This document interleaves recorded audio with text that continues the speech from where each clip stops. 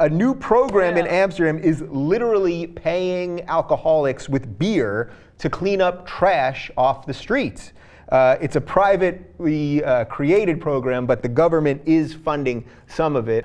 In exchange for cleaning litter off the streets, workers get 2 beers before work at 9 a.m., 2 beers at lunch, 2 beers after work, half a packet of rolling tobacco. So even if you didn't have a tobacco problem before, you will have one now. You do get a free lunch, which is nice. 10 euros a day, which is about $13.55. So yeah, you could be an alcoholic because of vodka or gin, but you're just getting beer, according to this. All right, I know we're gonna have a lot of funny stuff on this, but are they onto something here? Well, that they're taking these people and making them productive, even though they're using their addiction, which obviously is kind of sick. Yeah, but reading the story, a lot of times, though, people that are addicted are going to be addicted no matter what you do. So it kind of gives them something. One guy said, "Sure, I know I'm an alcoholic, but at least I have a job now, so it gives me some pride." Yeah. I commend them for trying to do something. Yeah. They tried to do other programs where they up security at the parks to clear out the drunks, just laying on the park benches and laying on the grass, drinking and being drunk all day. Well, at least now maybe they've gotten them down to where we'll give them a couple beers and they'll walk around and actually do something instead of laying around all day being a nuisance to the rest of society. I don't know if it's the greatest thing, but I commend them for doing something. I don't find it that bad. I'm not offended by it too bad. I mean, maybe there's better ways, but where is somebody else making the better way or coming up with a better idea? Clearly haven't come up with a better idea. So, but is there no way to incentivize good behavior? You know what I mean? We're just reinforcing what they're doing. Yeah, that is what they're doing. Actually, I mean, they're taking folks who have an addiction and they're saying, okay, these other issues are not working. Kicking you out of the park means you just move to a different place. Right. But actually paying you to clean up your park and to have a job that you can give back to your community seems to be working. Well, I mean, the proof is in the pudding. And even if they did pay them money or euros, they're gonna go take the money and go right to the liquor store and buy the beer themselves anyway. Right. So they're just paying them, they're just taking out the money middle part and paying them. And if you don't smoke, they're gonna use that tobacco as bartering, I'm sure. They're gonna barter with it.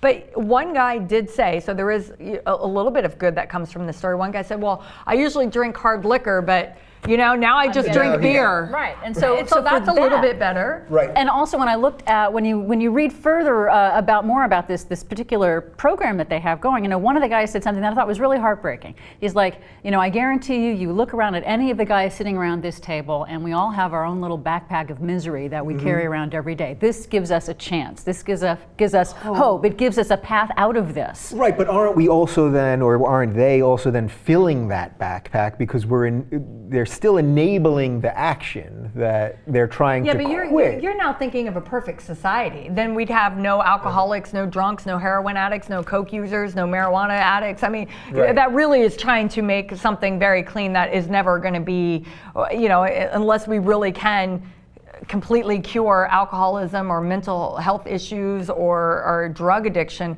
But that's not going to go away anytime soon. I think you're trying to make a nice little bow that is not reality. You know what I mean? Well, and it also takes care of other ills. For example, when you have heroin addicts who are given free methadone just to basically, stay off the streets and not engage in criminal activity, that is an external benefit to this particular policy that does come from enabling these people. So, there are, I think, trade-offs that come with this. Right. If it's a policy that works and actually helps these people, maybe move out of where they were and to a place where they're actually participating and not back. Ideal, but it's better than doing nothing. Yeah, it's practical.